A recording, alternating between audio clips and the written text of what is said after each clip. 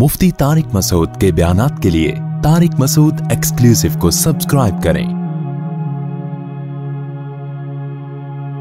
Tariq Masood exclusive.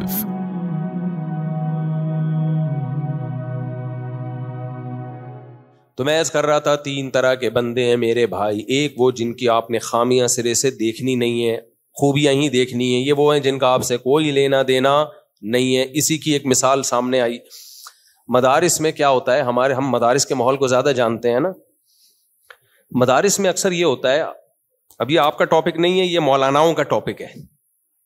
मदरसे के मोहतमिम जो होता है ना, उसको अगर वो देख लेना 4 टीचरों को वहां बैठे हुए हैं, तो 99% उसको ये गुमान होता है मेरी गीबत हो रही होगी।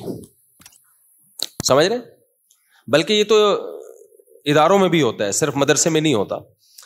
4 एम्प्लॉय बैठे हुए हैं, चाय पी रहे हैं। बॉस को पता होता है कि ये क्या हो रहा है, बोलो मेरी गीबत। ये क्या चल रही है, बोलते क्यों नहीं, मेरी गीबत। हर जगह जिसके हाथ में भी कोई मैनेजमेंट है, कोई इंतजाम है ना, तो मातहतों का फर्ज है कि उसमें कीड़े निकालें। इसके बगैर रोटी हजम होती नहीं है। ये दुनिया का एक उसूल बन चुका है। ये सिर्फ हम बहू सास पे नहीं है कि बहू जहां बैठी होगी सास की गिबत कर रही होगी। ये सास एक किरदार है, कैरेक्टर है। मोहतमिम भी सास होता है। ये सास सिर्फ सास नहीं होती। जो मदरसे का नाजिम है वो मातहतों के लिए क्या है, सास। और ये जितने मातहत हैं, टीचर्स, ये सब उसकी क्या है, बोलते क्यों नहीं, बहुएं। कमेटी का सदर सास होता है और नीचे मातहत क्या होते हैं, बहुएं। और बाकी सारे नमाजी वो बहुओं की बहुएं। सब गीबतें चल रही होती हैं, सब। वो उसकी गीबत, वो उसकी गीबत, वो उसकी। अबे ये क्या हो रहा है, अबे ये क्या हो रहा है, ये पंखा इस पे क्यों खर्चा कर दिया, ये पंखा क्यों लगा दिया, ये अपने बाप के पैसों से लाया पंखा, चंदों के पैसों से लगा दिया, ये कुर्सी क्यों ले ली, ये क्यों बना दिया, वो क्यों बना दिया, ये टैंक उधर क्यों बना दिया, इधर क्यों नहीं बनाया। मदरसों में तो इतना ज्यादा होता है कि आपकी सोच। हम तो मदरसों में रहे हैं ना। ये मोहतमिम बड़ी गाड़ी में क्यों जा रहा है, हालांकि वो गाड़ी हो सकता है किसी दोस्त ने उसको वैसे ही लाके दी। अबे ये लग रहा है चंदे खुद खा रहे, बाज खा भी रहे होते हैं। अल्लाह का बड़ा फजल है अल्हम्दुलिल्लाह। ऐसे ऐसे लोग भी अल्हम्दुलिल्लाह मौजूद हैं, लेकिन सारे तो नहीं खा रहे होते ना। गीबत सब जगह हो रही होती है। अच्छा, जो खा रहे होते हैं उनकी होती नहीं है गीबत, क्योंकि वो खिला भी रहा होता है। जिस मोहतमिम की गीबत हो रही है ना, समझ लो ये ईमानदार है। जिसकी नहीं हो रही ना, पूरा मदरसा बिल्कुल सेट चल रहा है, समझ लो खांचे नीचे तक जा रहे हैं। समझते हो कि हम इतने बेवकूफ हैं नहीं जितना लोग हमें समझते हैं। हमें सब पता है हो क्या रहा है मार्केट में, दफ्तरों में, ये स्कूलों में। जितने टीचर हैं स्कूलों में कहीं जमा हो, चाय पी रहे हो, तो समझ लो कि हेड मास्टर की गीबतें चल रही हैं। कॉलेज में जहां भी सारे जो भी फैकल्टी मेंबर्स हैं जमा होते हैं ना, तो समझ लो कि प्रिंसिपल की, बोलो, गीबत चल रही है। और वो गीबत क्या होती है, वो भी मैं आपको स्टाइल, जो जिस स्टाइल में चलती है वो स्टाइल में बता देता हूं, ताकि आपको यकीन आ जाए कि मैं झूठ नहीं बोल रहा, मैं बिल्कुल सच बोल रहा हूं। वो ये चल रही होती है दफ्तरों में, अबे इसको देखो 2 हफ्ते पहले आया है, इसकी तनख्वाह हमसे ज्यादा, हम यहाँ 20 साल से रगड़े लगा रहे हैं। और भी ऐसे ऐसे अल्फाज इस्तेमाल होते हैं जो कभी छांव में आए तो मैं आपको बताऊंगा, वो मस्जिद में इस्तेमाल करने के नहीं। ये 20 साल, हम 2 हफ्ते पहले आया है, इसको देखो, उठाईगिरी ज्यादा कर रहे हैं ना। इसको तनख्वाह ज्यादा मिल रही है। वेट लिफ्टिंग की कीमत है यहां पे, वेट लिफ्टिंग की। पहले जिम में होती थी, आजकल दफ्तरों में होती है। ये सब तबसरे चल रहे होते। मोहतमिम ये कर रहा है, मोहतमिम वो कर रहा है, मोहतमिम के पास गाड़ी कहां से आई, ये क्यों बना दी इमारत इसने, वो फलाने को तनख्वाह ज्यादा क्यों दे दी, फलाने को तनख्वाह ज्यादा क्यों दे दी। हमारे शेख हजरत मुफ्ती रशीद अहमद साहिब रहिमहुल्लाह ताला फरमाया करते थे, हालांकि हजरत नहीं अनिल मुनकर पे बहुत हरीस थे। जिन्होंने मुफ्ती रशीद अहमद साहब को देखा है وہ جانتے ہیں کہ برائی دیکھ کے مفتی رشید احمد صاحب کبھی خاموش نہیں رہتے تھے. تبھی میں ان کی مثال دے رہا ہوں کہ ان کی بات کو آپ زیادہ ویلیو دو. ان کا تقویٰ پرہیزگاری مشہور تھی. وہ فرمایا کرتے تھے کہ کسی بھی ادارے میں جب آپ ہو, چاہے وہ مدرسہ ہو, چاہے وہ کمپنی ہو, چاہے وہ اسکول ہو, چاہے وہ کالج ہو, چاہے وہ مسجد ہو, کوئی بھی جب اجتماعی ادارہ ہوگا اس میں سب سے پہلے اپنی پوزیشن دیکھو کہ میری پوزیشن کیا ہے, میرا کام کیا ہے, اور اس ادارے کو ٹھیک کرنے کبھی مت چلو. نہیں آ رہی بات سمجھ میں؟ اس فکر میں مت پڑو کہ یہ ادارہ کیا ہو جائے ٹھیک, سے ادارہ ٹھیک نہیں ہوگا. کیونکہ جہاں کوئی اجتماعی نظم ہوتا ہے نا, کچھ نہ کچھ خرابیاں 100% ہوتی ہیں. یہ ہو نہیں سکتا ایک گھر نہ جس میں صرف میاں بیوی اور ایک بچے ہوں, وہ پورا ٹھیک نہیں ہوتا. کچھ نہ کچھ برداشت کرنا پڑتا ہے. شوہر کچھ بیوی کی آڑی ترچھی باتیں برداشت کر رہا ہوتا ہے, تبھی تو ہم کہتے ہیں نا سسرال کی مداخلت جہاں بھی ہوگی گھر تباہ ہوگا. وجہ کیا ہے کہ میاں کی کچھ مجبوریاں بیوی کے ساتھ وابستہ ہوتی ہیں, وہ اس کے آڑے ترچھے ہونے کو برداشت کرتا ہے, اس کو پتا ہے یہ خامی ہے, لیکن میں چھوڑ دوں گا تو میرا یہ نقصان ہے. عورت کی بھی کچھ مجبوریاں ہوتی ہیں شوہر کے ساتھ, اسے پتا ہوتا ہے میرے شوہر میں خرابیاں ہیں, لیکن میں اس سے جان چھڑا لوں گی تو مجھے جو فائدے حاصل ہو رہے ہیں وہ حاصل نہیں ہوں گے. لہذا وہ دونوں کمپرومائز کر رہے ہوتے ہیں. جب بھی کوئی تیسرا کباب میں ہڈی بنتا ہے, چاہے وہ شوہر کی ماں ہو, شوہر کا باپ ہو, شوہر بیوی کی ماں ہو, بیوی کا باپ, اس کے بھائی, اس کی بہنیں, تو وہ خامیاں دیکھ رہے ہوتے ہیں کیونکہ ان کی کوئی ضرورت دونوں سے وابستہ نہیں ہوتی. ان کو کوئی نقصان نہیں ہوتا کہ یہ دونوں میں علیحدگی ہو جائے, ان کا کوئی کچھ نہیں جا رہا ان کا. لہذا ہمیشہ کباب میں ہڈی کون بنتا ہے؟ طلاق دلوانے میں زیادہ کردار کس کا ہوتا ہے؟ رشتہ داروں کا. تبھی میں جو میاں بیوی ہوتے ہیں ان کو بولتا ہوں ڈالو ہی نہیں بیچ میں رشتہ داروں. سمجھتے ہو کہ نہیں سمجھتے؟ کیونکہ وہ آپ کی مجبوریاں تھوڑی ہوتی ہیں کہ ان کے کس پہ کیا گزرے گی, کیا ہوگا, وہ تو دیکھ رہے ہوتے ہیں یہ خرابی تو یہ کیوں برداشت کر رہے ہو, ہم تو ایسے نہیں تھے. اب ساسیں اکثر کہہ رہی ہوتی ہیں ہم نے تو تمہارے ابا کی ایسی خدمت کی ہے,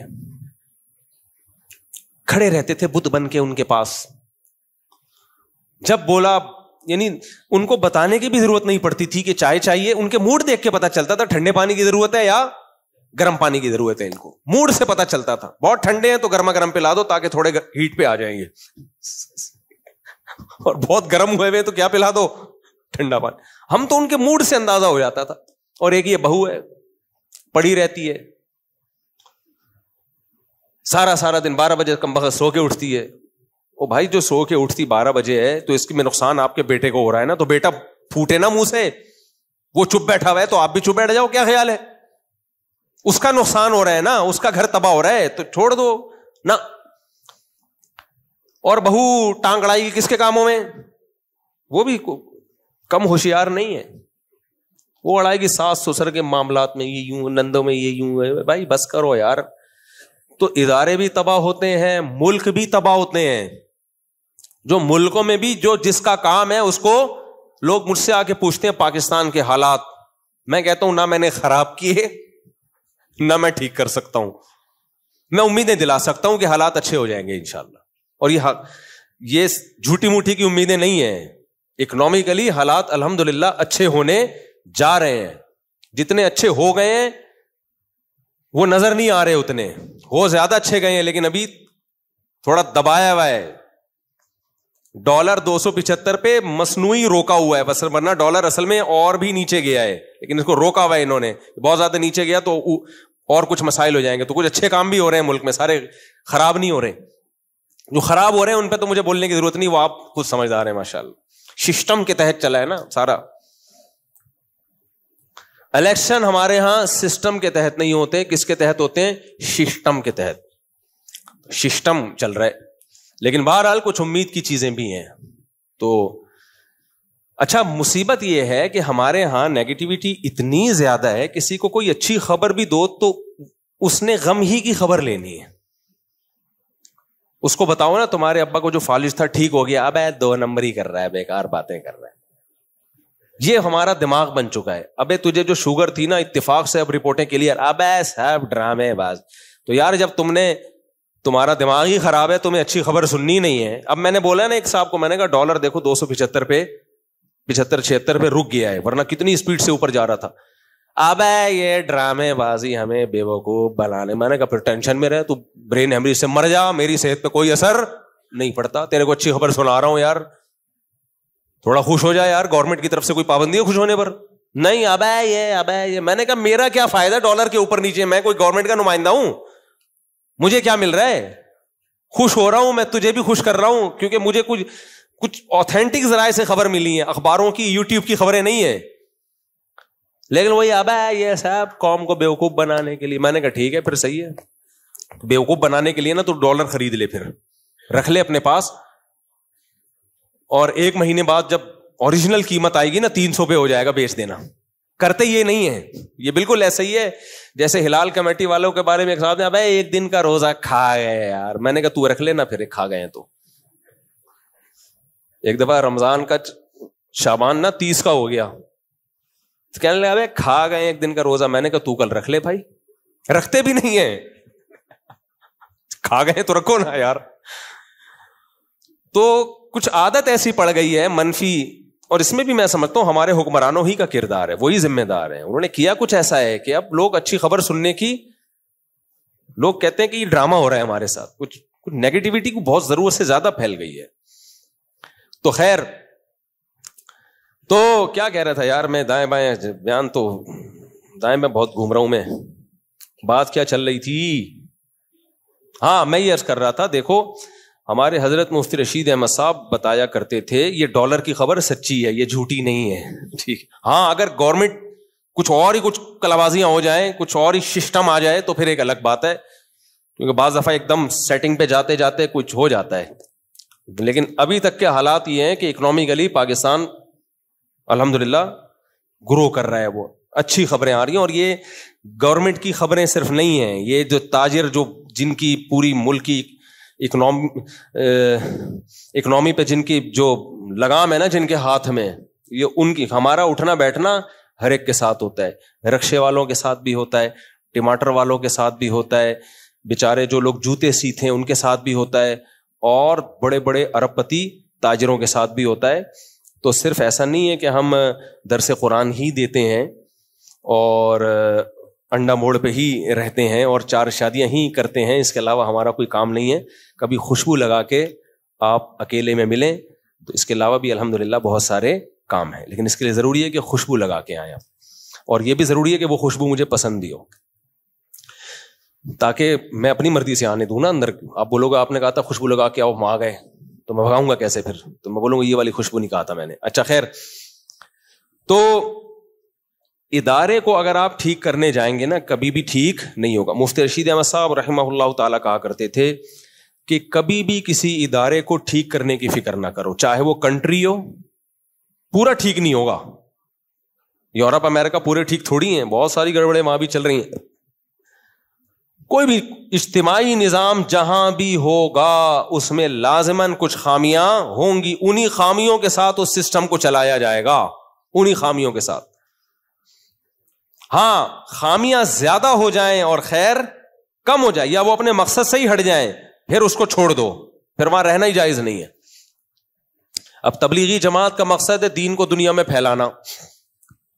اب کچھ لوگ کہتے ہیں تبلیغ میں یہ فلانا ایسا ہو رہا ہے, یہ ڈمکانا ایسا ہو رہا ہے. بھائی ہو بھی رہا ہے, اجتماعی نظام ہے, کچھ خامیاں بھی ہو سکتی ہیں, لیکن جو ویژن ہے, جو مقصد ہے, اس کو تو فوکس کیا ہوا ہے نا, دین ہی پھیلا رہے ہیں نا, کوئی عیسائیت کی تبلیغ تو نہیں کر رہے. لیکن اگر کوئی ادارہ مقصد سے ہی ہٹ جائے, وہ دین کے علاوہ کچھ اور کسی کا ایجنٹ بن جائیں, کچھ اور ہی شروع کر دیں, بھائی پھر فوراً چھوڑ دو اس کو. تو میں یہ کر رہا تھا ہر جگہ ایسا ہوتا ہے, ہر جگہ اداروں میں. محتمم کو نظر آئے گا 4 آدمی بیٹھے ہوئے ہیں, اس کو پتا ہے کس کی غیبت چل رہی ہے, محتمم کی. ناظم کی غیبت چل رہی ہے, یہ ایسے, یہ یوں, یہ فلانا, یہ ڈمکانا. اچھا ہم لوگ حکمرانوں کی اس وقت تک تعریف کرتے ہیں جب تک وہ حاکم بنتے نہیں ہیں, جیسے ہی بن جاتے ہیں اسی دن سے برائیاں شروع. لاتے بھی ہم خود ہیں, کام بھی نہیں کرنے دیتے پھر ہم. تو اس میں کچھ برائیاں صحیح ہوتی ہیں لیکن بہت ساری برائیاں غلط بھی ہوتی ہیں. جو غلط انفارمیشن کی بیس پہ ہم کر رہے ہوتے ہیں وہ ٹھیک نہیں ہوتی. ہماری عادت ہے جب کسی سے دشمنی کرنی ہے تو اس کی ہر اچھی چیز کو بھی برا کرنا ہے, جب کسی سے دوستی کرنی ہے تو ہر بری چیز پہ بھی پردے ڈالنے ہیں. بھائی یہ نہ بناؤ. بار بار میں کہتا ہوں کسی سیاسی تنظیم سے جڑو, یہ آپ کا سیاسی حق ہے, لیکن اپنے سیاسی لیڈر کو امام مہدی مت بناؤ, پیغمبر کا درجہ مت دو. اس سے ڈپریشن نہیں ہوگی کبھی. ورنہ پتہ ہے کیا ہوگا, آپ نے اس کو باپ بنا لیا نا, اگر کوئی اس کے خلاف بولے گا آپ ڈپریشن میں جاؤ گے, پاگل ہو جاؤ گے, کانپو گے. حالانکہ این ممکن ہے وہ صحیح بول رہا ہو, این ممکن ہے وہ صحیح بول رہا ہو. اور جو مخالف کی تعریف کرے گا آپ ڈپریشن میں جاؤ گے, حالانکہ این ممکن ہے آپ کا مخالف غلط ہو لیکن یہ والی بات اس میں واقعی اچھی ہو. تو اتنا ایکسٹریم پہ جاتے کیوں ہیں یار؟ ہم پاگل ہیں, ہم نے دماغ اپنا فضول کھپانا ہے کیا؟ مر کے ختم ہو جانا ہے. تھوڑے دن کی اللہ نے زندگی دی ہے, ہمیں ڈپریشن میں ہم اس کو کھپا کے ختم کر دیں. میں نے ایک بیان کیا کہ اللہ کو ٹینشن پسند نہیں ہے. اس پہ کسی نے نیچے کمنٹس کیے کہ یعقوب علیہ السلام کیوں اتنی ٹینشنوں میں تھے. پھر دیکھو اللہ کو ٹینشن پسند نہیں ہے, وہ جو آپ کی بنائی ہوئی ہے. اللہ کہتا ہے میں نے جو ٹینشن دینی ہے نا وہ اس کو برداشت کرو, اس پہ ثواب ملے گا. اپنی مرضی کی ٹینشنیں پالو گے اس پہ ثواب نہیں ملے گا, الٹا گناہ ملے گا اس پہ. دیکھو ایک بیماری آتی ہے اللہ کی طرف سے, یہ کس کی طرف سے ہے؟ اللہ کی طرف سے. اس میں آپ کے گناہ معاف ہوتے ہیں, آپ کے درجات بلند ہوتے ہیں. ایک بیماری ہوتی ہے آپ نے خود اپنے آپ کو چھورا مارا, زخمی کر دیا, زہر پی لیا آپ نے خودکشی کی نیت سے. یہ ٹینشن کس کی طرف سے ہے؟ یا آپ اس پہ تھوڑی ثواب ملتا ہے. تو یہ جو سیاسی لیڈروں کی ٹینشن ہم پالتے ہیں یہ اللہ کی طرف سے نہیں ہے. اللہ نے کب کہا کہ میں نے تو ان کو امام مہدی بنا کے بھیجا ہے اور یہ کوئی غلطی نہیں کر سکتے؟ تو آپ کی عقیدت ہے بھائی, آپ کی محبت ہے, اللہ نے نہیں کہا. اللہ نے ہمیں پیغمبر سے محبت کا کہا ہے. پیغمبر کے خلاف کوئی بولے ڈپریشن میں جائیں, سمجھ میں آتا ہے. آپ کے ماں باپ کے خلاف کوئی بولے ڈپریشن میں جائیں, بالکل جانا چاہیے, کیونکہ ان سے محبت کا اللہ نے ہمیں حکم دیا ہے. آپ کہہ سکتے ہو ہمارے سیاسی لیڈر فلاں اتنا نیک ہے, فلاں اتنا برا ہے, تو ان سے بھی تو بھائی یہ نیک آپ کو کیسے پتا چلا؟ آپ نے کیا زندگی ساتھ گزاری ہے؟ آپ نے نیوز دیکھ کے اندازہ لگایا تو اندازہ ہے, ٹھیک ہے. تو اندازوں پر اتنی بڑی عقیدت کی بنیادیں اور اتنی بڑی نفرتوں کی بنیادیں قائم نہیں کی جاتی. اندازوں کو اندازہ ہی رہنے دیا جاتا ہے. دیکھو امام ابو حنیفہ نے اجتہاد کیا نا, اجتہاد کر کے مسائل نکالے. بعض مسئلوں میں امام شافعی نے ان سے اختلاف کیا, حالانکہ ہمیں پتا ہوتا ہے اس میں امام ابو حنیفہ کی دلیل بہت مضبوط ہے. ہمیں اشکال ہوتا ہے کہ امام شافعی نے اس پہ اختلاف کیسے کر لیا. لیکن فقہ میں ایک اصول بتایا جاتا ہے کہ قطع نظر اس سے کہ اس کی دلیل مضبوط تھی یا نہیں تھی, جب امام شافعی نے اختلاف کر لیا تو اب وہ مسئلہ مجتہد فی ہے, مختلف فی ہے. اب اس میں ایک رائے میں یقینی فیصلہ درست نہیں ہے. کیوں؟ اتنے بڑے مجتہد ہیں بھائی, جب انہوں نے کر لیا اختلاف تو اس کا مطلب کچھ تو تھا نا. اب اس میں اتنا یقین سے کہنا کہ یہی صحیح ہے باقی سب غلط ہے, تو یہ طریقہ غلط ہوگا. اس لیے کہتے ہیں چاروں اماموں میں کسی مسئلے میں اختلاف ہو جائے تو بس وہ اختلاف ہی اس بات کی علامت ہے, اب اس میں یقینی رائے قائم کرنا درست نہیں ہے. تو وہ مجتہدین اتنے غور و فکر کے بعد رائے قائم کرتے تھے. اس کے بعد ہمیں حکم ہے کہ یہ عقیدہ رکھو کہ غلطی کا امکان ہے. تو اپنے سیاسی لیڈروں کے بارے میں ہم کہیں کہ اس میں ہماری رائے میں غلطی نہیں ہو سکتی, اس کا مطلب ہم اپنے آپ کو تو صحابہ تابعین سے بھی زیادہ آگے سمجھتے ہیں. پھر کیا خیال ہے بھائی؟ ہم نے یہ سمجھ لیا کہ ہم تو بہت بڑے فنٹر ہیں, تو اتنا بڑا فنٹر بنتے کیوں؟ تو خیر میں جلدی جلدی بات کو سمیٹ کے ختم کرتا ہوں. میں یہ عرض کر رہا تھا کہ 3 قسم کے لوگ ہیں. یہاں سے بات شروع ہوئی تھی نا ہماری.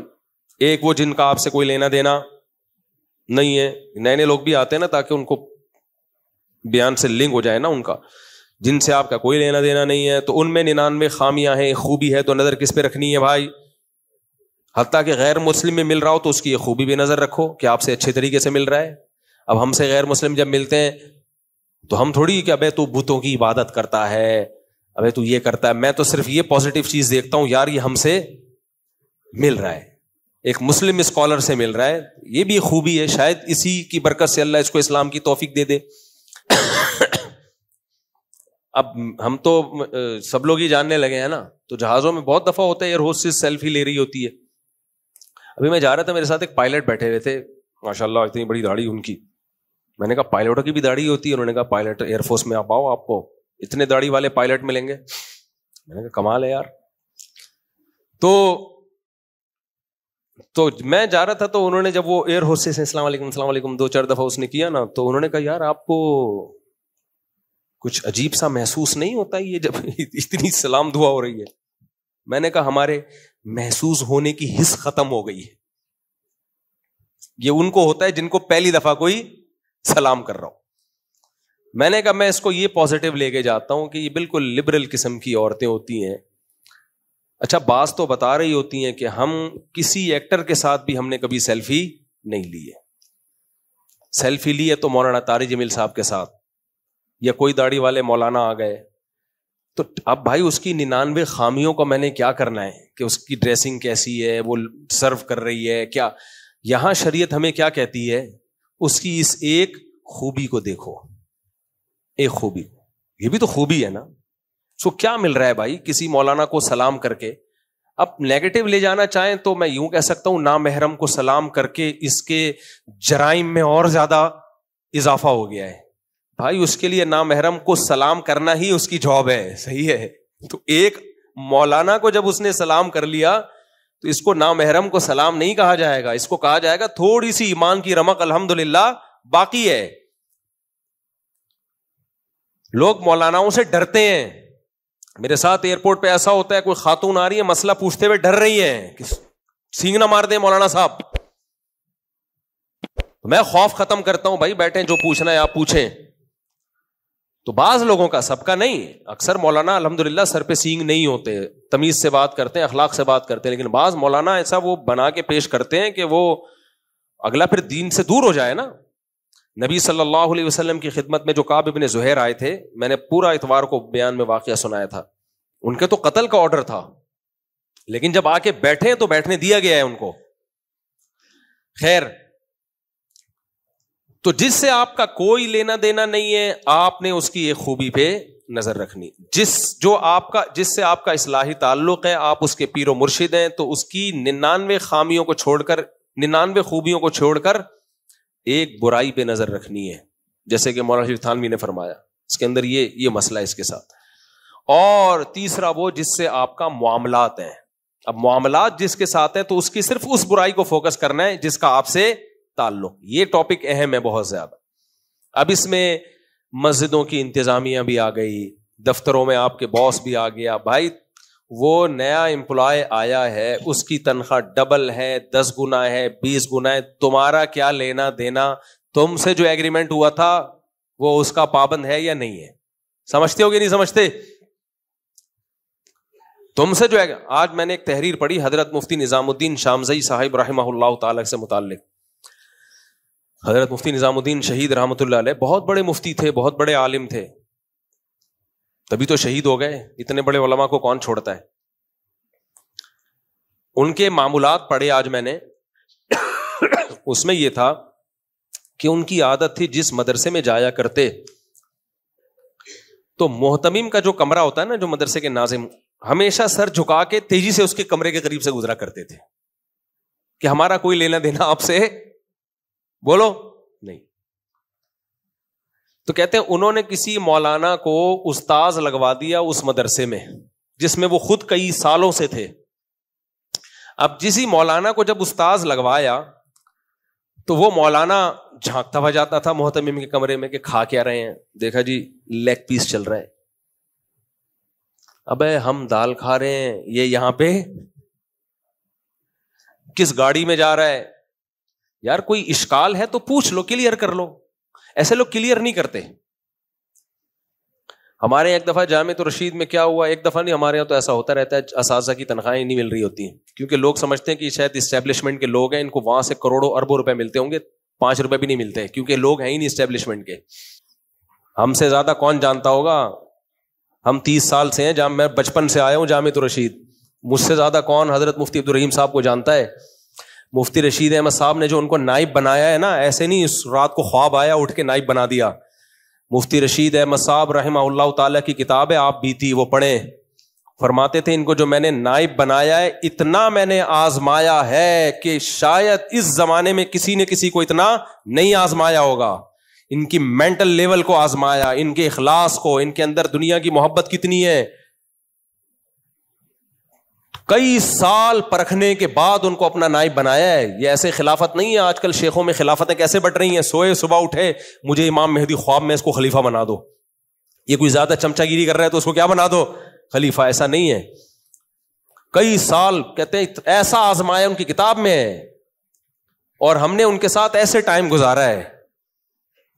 لیکن پاکستان میں مسئلہ یہ ہے کہ جو بھی پازیٹیو وے میں کوئی بڑا کام کرنے جائے گا نا اس کو کام نہیں کرنے دیا جائے گا. ہمارے ہاں روایتی طریقے سے چلتے رہو تو ٹھیک ہے، روایتی طریقے سے ذرا ہٹے تو آپ یا تو فوج کے آدمی ہو یا ایجنسی کے لوگ ہو یا آپ یہودی ایجنٹ ہو یا آپ کوئی بھی روایتی انداز سے ہٹے گا نا. اور کام کرنے کے لیے بسا اوقات روایتی ٹریک سے ہٹنا پڑتا ہے کیونکہ کام مقصد ہے، طریقہ مقصد نہیں ہے. ہمارے یہاں بہت سے لوگ کہتے ہیں طریقے کو فوکس کرو جو چلتا آ رہا ہے. بھائی پھر تو نبی صلی اللہ علیہ وسلم گھوڑے پہ سوار ہو کے جایا کرتے تھے، گدھے پہ سوار ہو کے جایا کرتے تھے. آپ بھی گدھے گھوڑے پہ سواری اختیار کرو. آپ نے طریقہ چینج کیا نا. اب ہم کس میں سفر کرتے ہیں؟ جہازوں میں سفر کرتے ہیں، ٹرینوں میں سفر کرتے ہیں. مقصد کبھی بھی چینج نہیں ہوگا. ٹریک کیا ہوگا؟ طریقے ہمیشہ تبدیل ہوتے رہیں گے. تو جامعۃ الرشید پہ بہت الزامات لگتے ہیں. میں سنتا رہتا ہوں، ہنستا رہتا ہوں. تو بیچارے کو فارغ ہے. مجھے لوگ الٹ پٹانگ چیزیں شروع کر دیتے ہیں. ابے یہ بھی کرنل ہے. ایک صاحب نے میرے بارے میں کہا اس کا خدا کرنل ہے فوج میں. میں نے کہا یار ابھی میں کیا بتاؤں. تو میں عرض کر رہا تھا جامعۃ الرشید میں 3-3 4-4 مہینوں سے تنخواہ نہیں مل رہی ہوتی. تو وہ کیا تھا، ہاں ان دنوں میں دیکھا کہ مہمانوں کو بڑا VIP کھانا کھلایا جا رہا ہے. جامعہ جب مہمان آئے نا، یہ 8-10 سال پرانی بات ہے، اب بھی نہیں تنخواہیں تو ابھی بھی نہیں 3-4 مہینوں سے مل رہی ہیں. لیکن ان دنوں میں تو اور زیادہ حالات خراب ہوئے ہوئے تھے. تو کسی نے آ کے دیکھا کہ یار مہمانوں کے تو مرغے چل رہے ہیں یہاں پہ اور ٹیچروں کو تنخواہیں نہیں دی جا رہی. اس نے ادھر ادھر باتیں بنانا شروع کر دی. مجھے بھی بتایا گیا. میں نے کہا میں پوچھ کے بتاتا ہوں. پتہ چلا بھائی مہمانوں کے لیے کسی نے خاص کچھ فکس کی ہوئی ہے اماؤنٹ. ہوتے ہیں نا کچھ لوگ کہ بھائی جو بھی آپ کے مہمان آئیں گے ان کا خرچہ، جیسے ہم جب یہاں آئے رفیع بھائی نے کہا مفتی صاحب آپ کا جو بھی مہمان آئے گا نا اس کا خرچہ کس کے ذمے ہے؟ رفیع بھائی کی بات ہے پرانی 2006 کی. انہوں نے کہا مفتی صاحب جو بھی آپ سے ملنے کے لیے آئے گا اس کا VIP کھلائی پلائی کس کے ذمے ہے؟ انہوں نے بولا میرے ذمے. میں نے ڈالی نہیں ان کے ذمے، لیکن بہرحال انہوں نے کہا کہ آپ میرے ذمے ہیں. اچھی بات ہے، اللہ ان کو جزائے خیر دے. کبھی کبھار ہو سکتا ہے بول بھی دیا ہو کہ میں جا رہا ہوں، یہ میرا مہمان بسم اللہ اللہ اکبر پڑھ کے میں نے پارسل کر دیا آپ کی طرف. تو میں نے ان سے جب تحقیق کی پتا چلا بھائی مہمانوں کو کھلانے کے لیے بندہ کیا ہے. اس کو تو اگر ہم مہمان کو نہیں کھلائیں گے وہ کہے گا میں پیسے دے رہا ہوں اور آپ کھلا کیوں نہیں رہے. تو بعض بڑے بڑے اشکالات ہوتے ہیں، لیکن 2 منٹ میں وہ آپ کے اشکال اب تحقیق کرو تو پورے ہو جاتے ہیں. تو تحقیق کرنے میں کوئی حرج نہیں ہے، لیکن جب آپ کسی بھی انتظام میں ہو تو اصول زندگی کا بنا لو کہ اپنی باؤنڈری کو کراس کرنے کی کوشش مت کرو، ورنہ دھکے کھاتے رہو گے، کہیں بھی پنپ نہیں پاؤ گے. ایسے لوگ میں جانتا ہوں. یہ جو آج میرا پورا بیان ہوا ہے نا یہ ایک واقعے کی بیس پہ ہے. میں واقعہ ہائی لائٹ نہیں کروں گا کیونکہ جس کے ساتھ ہوا ہے وہ سمجھ جائے گا. واقعے کی جو نیچر تھی وہ اسی قسم کی تھی. کسی ادارے میں اچھی بھلی جاب کر رہے ہو، میرے پاس آئے یار اس ادارے میں یہ غلط ہو رہا ہے، اس میں یہ غلط ہو رہا ہے، یہ کرپٹ لوگ ہیں، یہ فلانے لوگ ہیں. میں نے کہا تو جاب کر رہا ہے، اپنی جاب کرتے رہے آرام سے، تیرے بیوی بچے ہیں، تمہیں گناہ نہیں ہوگا. تم اپنے کام سے کام رکھو اور چھوڑ دو تمہارا آفیسر کیا کر رہا ہے، تمہارا باس کیا کر رہا ہے، چھوڑ دو، اس بحث میں مت پڑو. لیکن نہیں جناب، نہیں یوں ہے تو پھر یوں ہے تو پھر یوں ہے. بالآخر کیا ہوا؟ جاب سے نکال دیا اس کو. یار یہ فساد پھیلا رہا ہے یہاں پہ. جیسے وہ مولانا مفتی نظام الدین شامزئی رحمۃ اللہ نے ٹیچر کو رکھا نا، وہ کبھی محتمم کے کمرے میں گھسا ہوا ہے، کبھی اس کے کمرے میں گھسا ہوا ہے، کبھی ادھر جا کے دیکھ رہا ہے کہ یہ ٹیچر صحیح نہیں پڑھا رہا، یہ چھٹیاں کر رہا ہے. بھائی یہ دیکھو اصول یہ ہے کہ کہیں کوئی غلطی ہے ایک دفعہ بتا دیا جائے مینجمنٹ کو, ایک دفعہ بتا دیا جائے. بہت زیادہ مسئلہ ہے 2 دفعہ بتا دیا جائے. انتہائی آپ میں اصلاح کا اگر شوق ہے نا, تو آپ کو لگ رہا ہے کہ امام مہدی میری ہی نسل میں پیدا ہوں گے اور دنیا میں سارا کام میں نے ہی کر کے جانا ہے, تو پھر آپ 30 دفعہ بتا دو, اس کے بعد زبان پہ ٹیپ چڑھا لو. اب آپ سے قیامت کے دن سوال نہیں ہوگا. بہت سے نہیں علی المنکر ایسے ہیں کہ لیبل برائی سے روکنے کا لگتا ہے, لیکن برائی رکتی نہیں ہے بلکہ اور فساد پیدا ہو جاتا ہے. اس کی میں مثال دیتا ہوں. صحیح بخاری میں حضرت عبداللہ ابن عمر رضی اللہ تعالیٰ عنہ کے پاس ایک شخص آیا, صحیح بخاری میں ہے. یہ لڑائی ہو رہی تھی اس وقت, صحابہ کرام میں سیاسی اختلاف چل رہا تھا, ان دنوں کی بات ہے, پوری ڈیٹیل میں نہیں جاؤں گا. مکہ میں الگ خلافت قائم تھی اور شام میں الگ خلافت, 2 گروہ مسلمانوں کے لڑ رہے تھے. تو عبداللہ بن عمر کے پاس کچھ لوگ آئے اور کہا آپ کیوں نہیں لڑتے؟ قرآن میں اللہ نے حکم دیا ہے کہ قاتلوہم حتی لا تکون فتنہ, لڑو تاکہ فتنہ ختم ہو جائے, آپ بھی لڑیں. عبداللہ بن عمر نے کس کے بیٹے تھے؟ عمر بن خطاب کے. کیا پیارا جواب دیا, فرمایا قاتلنا حتی لم تکن فتنہ وقاتلتم حتی تکون فتنہ.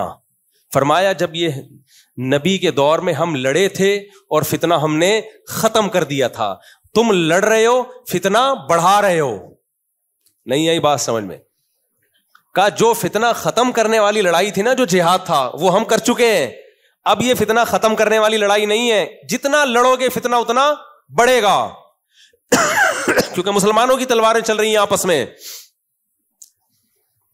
تو بعض دفعہ لیبل بڑا اچھا لگا ہوتا ہے, ہم فتنہ ختم کرنے نکلے, حالانکہ اس سے فتنہ ختم نہیں ہو رہا ہوتا, فتنہ بڑھ رہا ہوتا ہے. صبح شام گھروں میں ہم دیکھ رہے ہیں, بیٹا باپ کو سمجھا رہا ہے, ابا آپ یوں کیا کرو, ابا آپ یوں کیا کرو, ابا آپ یوں کیا کرو. ابا نے رکھ کے چپیٹ لگا دی ایک دن, تو میرا باپ ہے.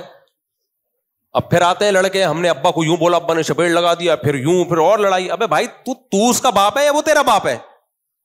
آپ نے ایک دفعہ ابا کو بتا دیا ابا یہ چرس چھٹے مٹے آپ پہ سوٹ, اتنا برا نہیں ہوتے, ایک مثال دے رہا ہوں میں. تو ابا یہ آپ پہ سوٹ نہیں کرتا, بس 1 دفعہ 2 دفعہ 3 دفعہ, اس کے بعد چپ. اب آپ سے سوال نہیں ہوگا. ابراہیم علیہ السلام کے ابا کے پیچھے پڑ گئے تھے.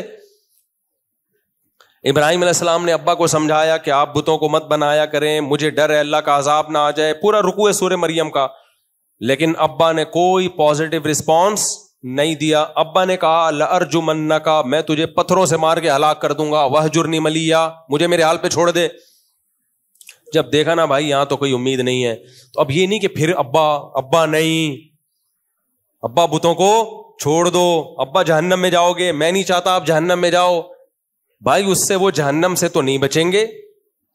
آپ کی جو مشن ہے, آپ کی جو دعوت ہے, وہ ایک ابا پہ رہ کے بند ہو جائے گی, اس کے علاوہ آپ کچھ بھی نہیں کر سکیں گے. ابراہیم علیہ السلام نے دیکھا کہ جب یہاں دعوت کا فائدہ نہیں ہے تو چھوڑو, کہیں اور جا کے محنت کرو. ہجرت کی وہاں سے. تو ہمیں پیغمبروں کی سیرت سے بھی یہ ملتا ہے. سمجھ رہے ہو کہ نہیں سمجھ رہے؟ تو کہیں بھی آپ ہیں, آپ نے اپنی لمٹ کو کراس نہیں کرنا. تو وہ جو محتمم تھے نا, جو مفتی نظام الدین صاحب نے جس کو رکھا, جو ٹیچر کو, تو وہ کبھی وہاں گھس رہا ہے, کبھی وہاں گھس رہا ہے. بالآخر لکھنے والے نے لکھا کہ 1 سال کے بعد حضرت مفتی صاحب نے آرڈر دیا اس کو نکال دو یہاں سے, یہ فساد ہے, یہ جہاں بھی جائے گا یہی کرے گا. جا کے کبھی اس کو دیکھے گا. کچھ محلے میں ایسے لوگ ہوتے ہیں, ہر محلے کے ہر گھر میں گھسے ہوئے ہوتے ہیں. وہ کس کے ہاں طلاق ہو رہی ہے, کس کے ہاں نکاح ہو رہا ہے, کس کی بچی گھر سے بھاگ رہی ہے, کس کی بہن سے کس سے تعلقات چل رہے ہیں. ساری نالج ہوتی ہے ان کو, کیونکہ اچھی بات نہیں ہے یہ. ہاں تو میں بتا رہا تھا کہ وہ جو نوجوان کا واقعہ نا, اب اس کو میں نے سمجھایا, میں نے کہا بھائی تو غلط ہو رہا ہے, صحیح ہو رہا ہے, چھوڑ, تو اپنی جاب کو فوکس کر, اپنے افسروں کو مت دیکھ. نہیں جناب, چھوڑ دی جاب.